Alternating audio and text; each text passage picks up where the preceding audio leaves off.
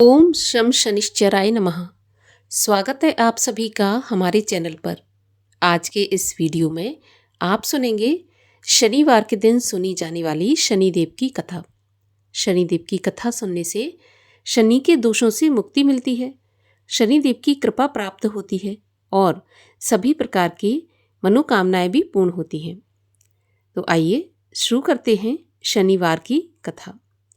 एक समय सूर्य, चंद्रमा, मंगल, बुध, बृहस्पति, शुक्र, शनि, राहु और केतु, इन सभी ग्रहों में आपस में झगड़ा हो गया। और झगड़ा इस बात पर था कि हम सब में से बड़ा कौन है। सब अपने आप को बड़ा बता रहे थे।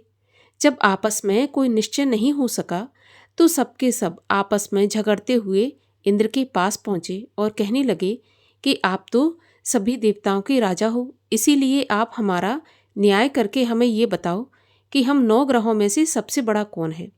अब तो इंद्र इनका प्रश्न सुनकर घबरा गए और कहने लगे कि मुझ में इतना सामर्थ्य नहीं है जो किसी को बड़ा या छोटा बताऊं। मैं अपने मुख से कुछ नहीं कह सकता, लेकिन इस समस्या का एक उपाय बता सकता हूँ। इस समय पृथ्वी पर राजा विक्रमादित्य दूसरों के दुखों का निवारण करने वाले हैं, इसलिए तुम सब मिलकर उन्हीं के पास जाओ, वही तुम्हारे दुखों का निवारण करेंगे। ऐसा सुनकर सभी ग्रह देवता चलकर भूलोक में राजा विक्रमादित्य की सभा में जाकर उपस्थित हुए और अपना प्रश्न राजा के सामने रखा। राजा उनकी बात सुनकर चिंता में पड़ गए कि मैं अब अपने मुख से किसको बड़ा और छोटा बताऊं। जिसको भी छोटा बताऊंगा वही क्रोध करेगा, परंतु उनका झगड़ा तो निपटाना था। इसके लिए राजा विक्रमादित्य ने एक उपाय सोचा। उन्होंने सोना, चांदी, कांसा, पीतल, शीशा, रांगा, जस्ता, अभ्रक और लोहा, इन 9 धातुओं के 9 आसन बनवाए।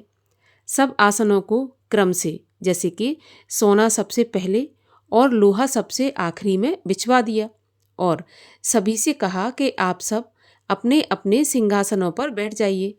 जिसका आसन सबसे आगे वह सबसे बड़ा और जिसका आसन सबसे पीछे वह सबसे छोटा जानिए, क्योंकि लोहा सबसे पीछे था और वह शनिदेव का आसन था। इसलिए शनिदेव समझ गए कि राजा विक्रमादित्य ने मुझे सबसे छोटा बना दिया। इस पर शनिदेव को बड़ा क्रोध आया और कहा कि राजा, तू मेरे पराक्रम को जानता नहीं है। सूर्य एक राशि पर 1 महीना, चंद्रमा 2.25 दिन, मंगल 1.5 महीना, बृहस्पति 13 महीने, बुध और शुक्र 1 महीने, परंतु मैं एक राशि पर 2.5 अथवा 7.5 साल तक रहता हूँ। बड़े बड़े देवताओं को भी मैंने भीषण दुख दिया है। राजन सुनो, राम जी को जब 7.5 आई तो उन्हें वनवास हो गया और रावण पर आई तो राम और लक्ष्मण ने सेना लेकर लंका पर चढ़ाई कर दी और रावण के कुल का नाश कर दिया। राजा, अब तुम सावधान रहना। तो राजा कहने लगा कि जो कुछ भाग्य में होगा देखा जाएगा। उसके बाद अन्य ग्रह तो प्रसन्नता के साथ चले गए, परंतु शनिदेव बड़े क्रोध के साथ वहां से पधारे। कुछ काल व्यतीत हो जाने पर जब राजा को 7.5 की दशा आई तो शनिदेव घोड़ों के सौदागर बनकर अनेक सुंदर घोड़े लेकर राजा की राजधानी में आए। जब राजा विक्रमादित्य ने सौदागर के आने की खबर सुनी तो अपने अश्वपाल को अच्छे अच्छे घोड़े खरीदने की आज्ञा दी। अश्वपाल ऐसी अच्छी नस्ल के घोड़े देखकर और उनका मूल्य सुनकर चकित हो गया और तुरंत ही राजा को सूचना दी। राजा उन घोड़ों को देखकर एक अच्छा सा घोड़ा चुनकर सवारी के लिए चढ़ा। राजा के घोड़े की पीठ पर बैठते ही घोड़ा जोर से भागा। घोड़ा बहुत दूर तक एक बड़े जंगल में जाकर रुक गया और राजा को वहां पर छोड़कर गायब हो गया। इसके बाद राजा अकेला जंगल में भटकता फिरता रहा। कुछ देर के पश्चात राजा ने भूख और प्यास से दुखी होकर भटकते भटकते एक ग्वाले को देखा। ग्वाले ने राजा को प्यास से व्याकुल देखकर पानी पिलाया। राजा की उंगली में एक अंगूठी थी, सो राजा ने उसे निकालकर प्रसन्नतापूर्वक भेंट स्वरूप उस ग्वाले को दे दी और स्वयं शहर की ओर चल दिया। राजा शहर में पहुंचकर एक सेठ की दुकान पर जाकर बैठ गया और अपने आप को उज्जैन का रहने वाला और अपना नाम बीका बताया। सेठ ने उसको कुलीन मनुष्य जानकर जल आदि पिलाया। भाग्यवश उस दिन सेठ की दुकान पर बिक्री बहुत अच्छी हुई, तो सेठ उसको भाग्यवान पुरुष समझकर भोजन कराने के लिए अपने साथ अपने घर ले गया। भोजन करते समय राजा ने एक आश्चर्य की बात देखी कि खूंटी पर एक हार लटक रहा है और वह खूंटी उस हार को निगल रही है। भोजन के पश्चात कमरे में आने पर जब सेठ को कमरे में हार नहीं मिला, तो सबने यही सोचा कि बीका के सिवा यहाँ कोई आया नहीं है, तो हार भी इसी बीका ने चुराया होगा। परंतु जब बीका से हार के बारे में पूछा गया तो उसने मना कर दिया कि उसने हार नहीं चुराया। लेकिन फिर भी किसी ने उसकी बात नहीं मानी और कुछ लोग इकट्ठे होकर उसको फौजदार के पास ले गए। फौजदार ने उसको राजा के सामने उपस्थित कर दिया और कहा कि ये आदमी भला तो प्रतीत होता है, चोर मालूम तो नहीं होता, परंतु सेठ का ऐसा कहना है कि इसके सिवा कोई और घर में आया ही नहीं, तो चोरी इसी ने की है। तब राजा ने आज्ञा दी कि इसके हाथ पैर काटकर इसको चौरंगिया किया जाए। राजा की आज्ञा का तुरंत पालन किया गया और बीका के हाथ पैर काट दिए गए।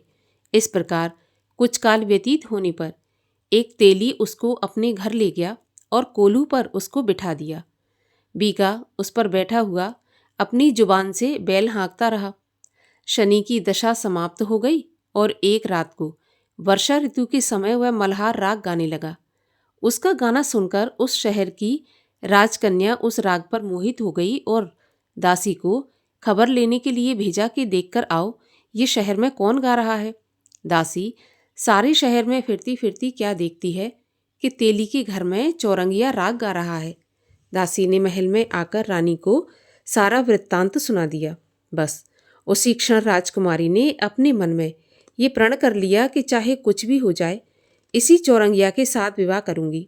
प्रातःकाल होते ही जब दासी ने राजकुमारी को जगाना चाहा, तो राजकुमारी नहीं उठी और अनशन व्रत लेकर पड़ी रही। तब दासी ने रानी के पास जाकर राजकुमारी के ना उठने का वृत्तांत सुनाया, तो रानी ने तुरंत ही वहां आकर राजकुमारी को जगाया और उसके दुख का कारण पूछा। तो राजकुमारी बोली कि माताजी, मैंने ये प्रण किया है कि तेली के घर में जो चौरंगिया है उसी के साथ विवाह करूंगी। माता ने कहा, पगली, ये कैसी बात कर रही है? तेरा विवाह तो किसी देश के राजा के साथ किया जाएगा। कन्या कहने लगी, माताजी, मैं अपना प्रण कभी नहीं तोड़ूंगी। माता ने चिंतित होकर ये बात राजा को बताई। जब महाराज ने भी आकर समझाया कि मैं अभी देश देशांतर में अपने दूत भेजकर सुयोग्य, रूपवान एवं बड़े से बड़े गुणी राजकुमार के साथ तुम्हारा विवाह करूंगा, ऐसी बात तुमको कभी नहीं सोचनी चाहिए।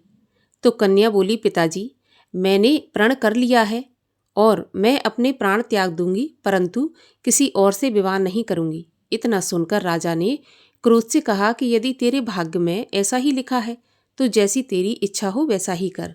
राजा ने तेली को बुलाकर कहा कि तेरे घर में जो चौरंगिया है उसके साथ मैं अपनी कन्या का विवाह चाहता हूँ।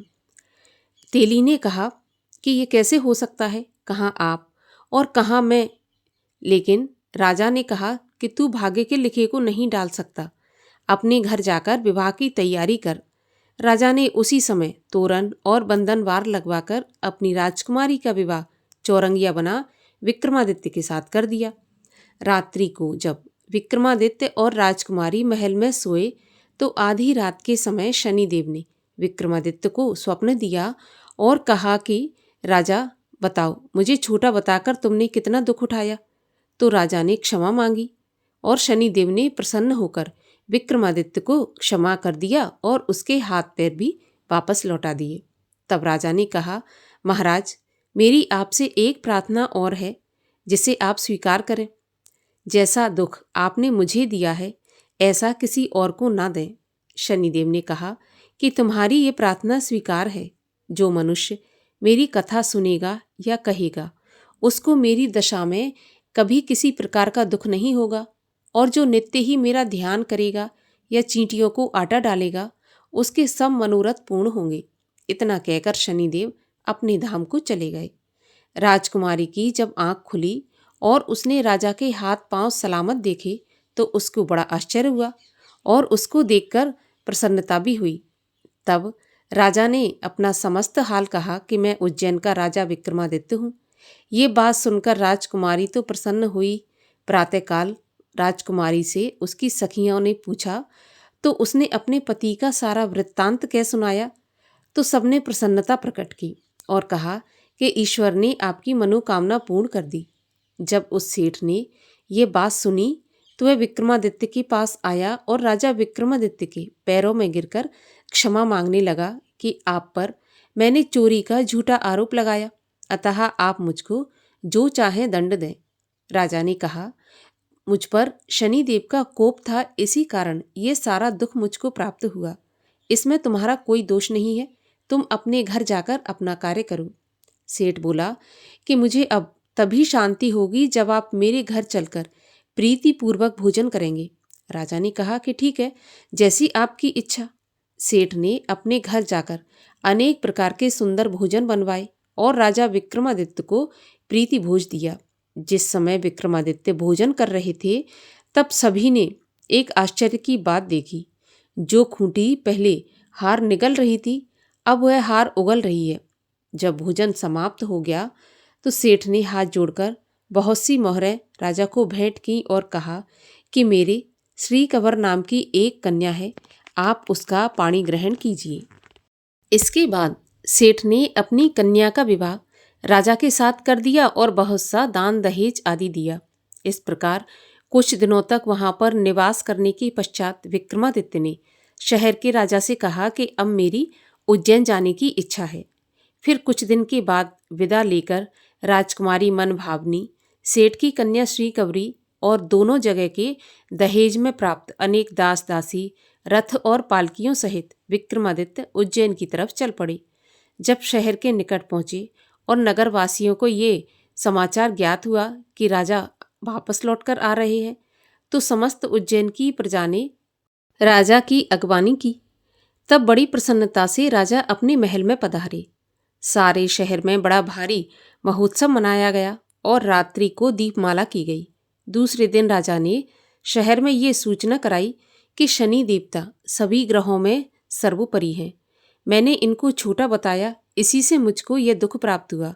इस कारण सारे शहर में सदा शनिदेव की पूजा और कथा होने लगी। राजा और प्रजा अनेक प्रकार के सुख भोगती रही।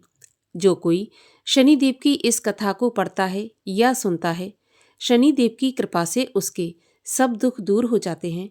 शनिवार की कथा को व्रत के दिन या बिना व्रत के भी अवश्य पढ़ना चाहिए या सुनना चाहिए। तो बोलिए सूर्यपुत्र शनि महाराज की जय।